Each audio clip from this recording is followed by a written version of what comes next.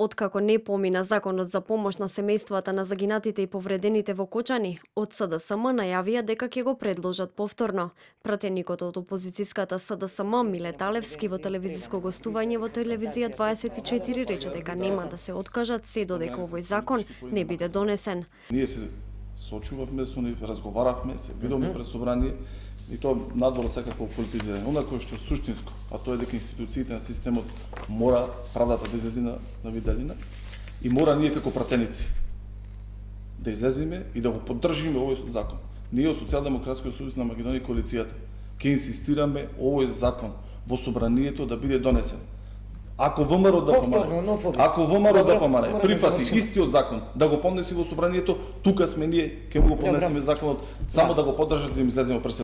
Пратеникот од ВМРО ДПМН кој доаѓа од Кочани, пак Миле Левков во 24 анализа, рече дека законот предложен од СДСМ е спротивен на правниот поредок. Според него, законот е само за собирање на политички поени.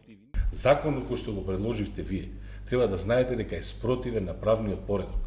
Зошто дозволете да ви кажам, слушајте ми мене, ќе ве молам. Значи, жртвите не заслужуваат да имаме ваква зошто е спротивен на правниот. Дозволете ми да ви објаснам. Затоа што жртвите во дискотеката се резултат на кривично дело, се резултат на корупцијата во системот кој што ја оставивте. Кога се поднесува закон, согласно членот 51 од Уставот на Република Македонија вели дека законот треба да биде усогласен со Уставот, со законот и со другите норми. На овој начин, со донесување на ваков закон, вие нормализирате корупција.